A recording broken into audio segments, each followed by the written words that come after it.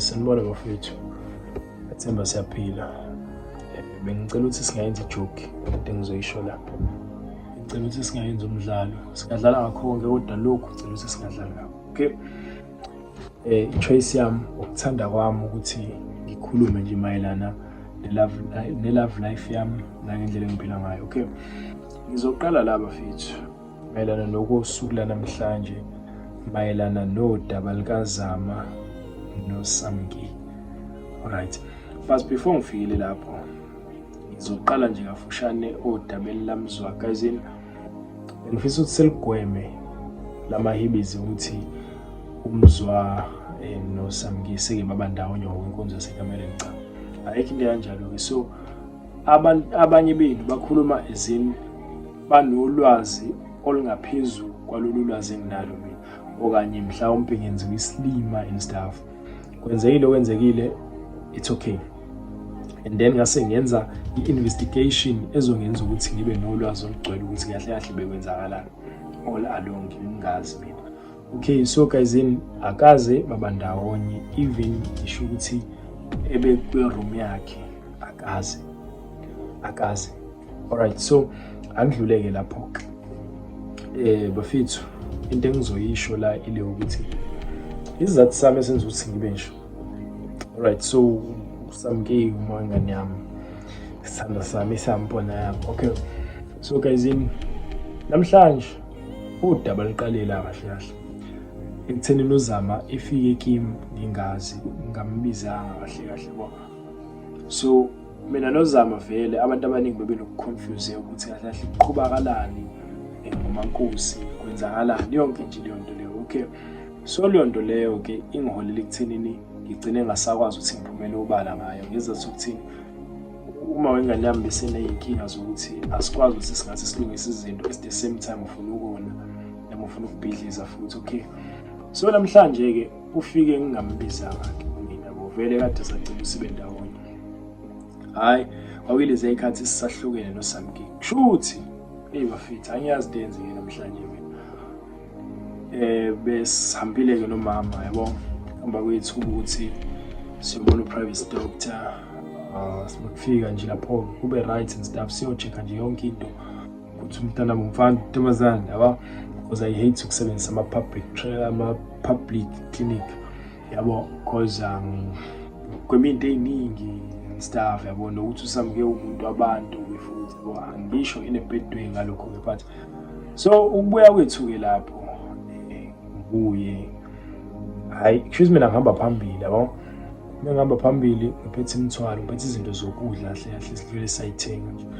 So ngiphethe lezo zinto lezo ke, and then umisa ngaphethe lutho, ngiphethe ukhiya wasendlini kuphela yabo. So ngiyangithande mina ukuthi ngidedise umuntu wami yabo, ngisho nami engazizwa ngazuthi nje ngiyafana nje besuke kuwe yabo. So ngihambe phambili, mengifika ngithi ngizobeka izinto nangu uZama yabo.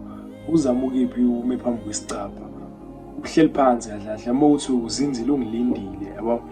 Ngithi ngiya-check ifoni yami, ayikho imessage ake yangibhalelayo, kusho ufuna ungishaya nge-surprise yabo.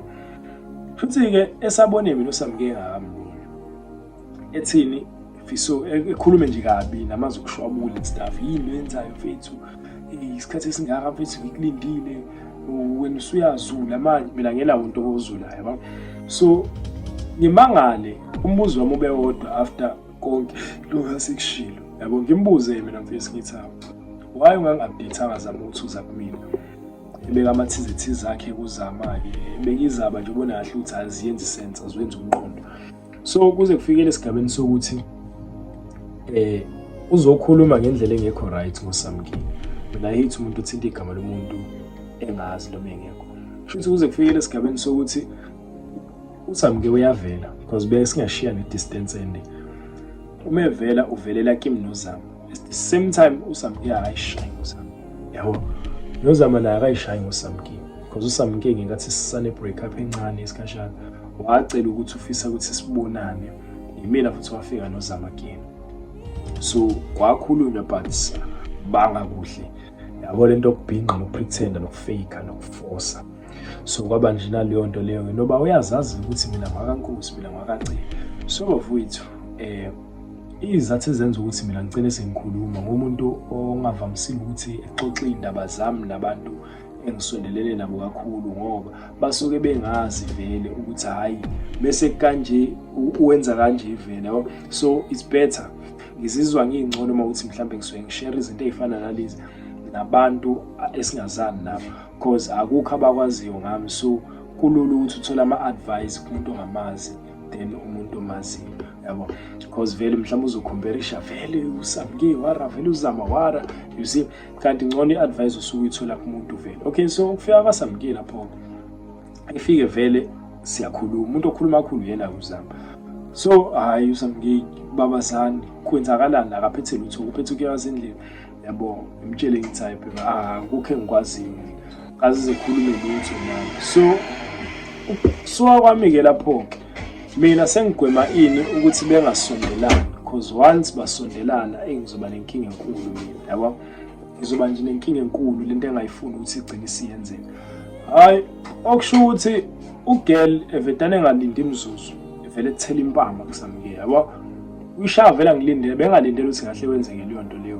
Wena indaba uyenziswa yini lento lena, uyifuna lento yami wara, wena wangenzela ngishathi ichudu, uyangibiza uyodlisa oMcDonald oDepones laphana yabo, izinto engayi-afforda yabo. Kwakhuluma amagama amaningi, ubona kahle ukuthi lo muntu ukhulumise komuntu uyashona, ukhuluma konke okungaphakathi yabo. So lamazwi mina kumina awafiki kahle yabo. And then into afike wayenza uSamke, uvele wazihlisa, akabanga-ke rough ngezathu sokuthina uhlonipha igceke la ahlonipha khona ekhaya kaMkhwanazi. So kuze kufikele esigabeni sokuthi ethi Fiso ngizoyishaya le ntombazane, already uZama useyithelile impama kuSamke. Kuze kufikele esigabeni sokuthi ethi ngizoyishaya le ntombazane Fiso, hayi evule endlini uSamke just ukuthi kusale kuvuliwe, ngabe ukuthi ngalahleki ukheme sewenzakala lezi zinto zabo. Hayi emceleke ezicela ukuthi siye ngaphandle siyoxoxa kancane njengamantombazane. Ngithi yazini ngizoyingena le ndaba le, kodwa ngizoyingena imbijana ngoba angifuni ukwazi ukuthi nami sengigqokiswe ipitikoti umuntu wesimame yabo. But ngezathu sokuthi nginyanye igama lokuthi kuyosala kuthiwa wena Fiso wena uqhatha abantu besifazane, angithandi kanjalo. So kuze kufikele esigabeni sokuthi ke mekuphunywa ngaphandle, into yokuqala ayenzile uSamke uthe uvetalo uwaqaza wempama onjani, uwaqaza wempama wamqhumisa ngempama, ubona kahle ukuthi liyaduma ngisho ikhanda la. So angiyipromote ke leyo nto yimpi ke mina ngaleso sikhathi, angiyipromote into yimpi mina, into engayikhonzile engayithandi futhi. Shuthi kuze kufikele esigabeni sokuthi ngithi mina yazini anginilamule, balamule ngendlela engibalumula ngayo, shuthi bafethu i-wrong into eniyenzayo stuff, why ningasebenzisa ukukhula nikhulume kunokuthi nenze ngale ndlela enenza ngayo le. Hayi abasezwe umshini ke manje sebeyabambana, ngivele ngithi yazini laba abangazi kahle, ngibalamule ngingene phakathi kwabo. Mengena phakathi kwabo manje impama esuka kuZama idlula kimi yabo, impama esuka kuSamke idlula kimi futhi. So ekabona ukuthi yabo ngiyaphela impama, ngivele ngithini I know ukuthi uSamke uyayisaba into emdicelela phansi isithunzi, ngivele ngikhipha ifoni ngithi ngiyanishutha, ngifuna uni-expose yabo, so lethi nizoyika le nonse kunokuthi beyeke baqhubeka mo ngabashutha lapho-ke mina yabo. uZama afuna ukushuthwa, akwangishuthi mina wara, but uSamke akanandaba nokuthi ngiyamshutha. Mina ngingashutha ufike la uthanda khona, nginandaba ujwayela kabi lona, umnikeza obani at the same time lo muntu uyithwele yabo. So kuze kufikele esigabeni sokuthi kuyaxatshana nje, hayi ngibahlukanisa ngabe nandaba. So sengiyafofisa wasane, angisathathi side yabo, because ngifuna ukuthi kube nokuthula. Hayi okusho ukuthi-ke kuze kufikele esigabeni sokuthi sibuyela ngaphakathi, usisi uyahamba, behamba sibuyela ngaphakathi nomama. Besibuyela ngaphakathi Fiso ngijwayela kabi nje mfethu, ngiyahamba ngicela ungihambise. Samele ngichaze-ke ngixoliseke manje ezini bengimbizile yabo, kanti angimbizanga vele uZama. Ngizame ukuthi ngikhambe down and stuff, and lo muntu akekho right because lento le unemiqu nemvimbo nje yabo. So yamcasula lento and uyishintshile futhi kabi. So kuze kufikele esigabeni sokuthi no like siya-understandana ngendlela esi-understandana ngayo, wabeka nje umgomo nembandela ukuthi akafuni uphinde ayibone le ntombazane lapha endlini. So ngivumelane nalokho, ngingabi nankinga.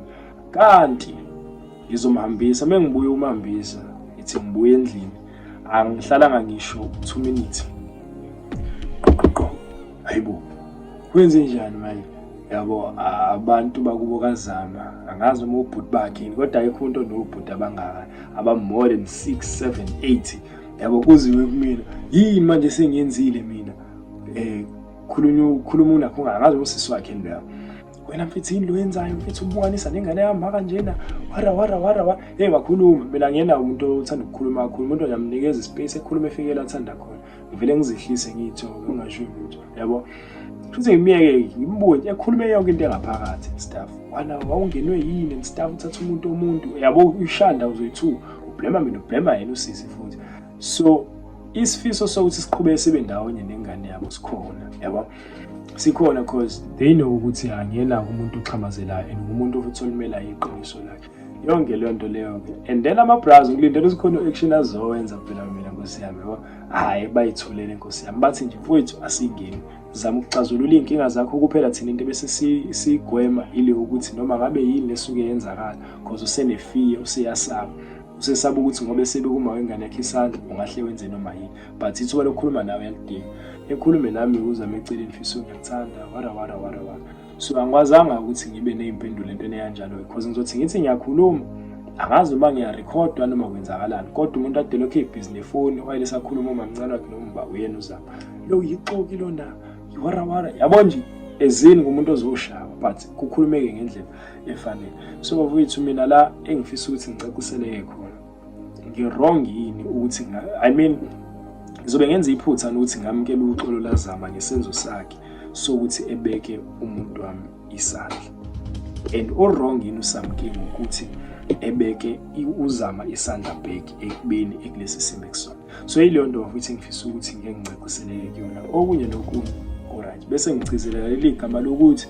cela nigweme lento ukuthi uSamkeni nomzwasi ke babandawonye ngokwenkonzo cela sigweme ayikho lonto bathi ke qhubekani-ke ngoba phela ukwazi ukungitshela ukuthi ungakholelwa ulwazi lwakho nakhona lolo lwazi lwakho ulinikezwe yimina ngama-screenshot so awukubonanga konke okungale kwama-screenshot so ya ngicela sisebenziseni ukukhula bafowethu okunye nokunye-ke sengiyobona iy'mpendulo zenu kuma-comments TT ngiyabonga.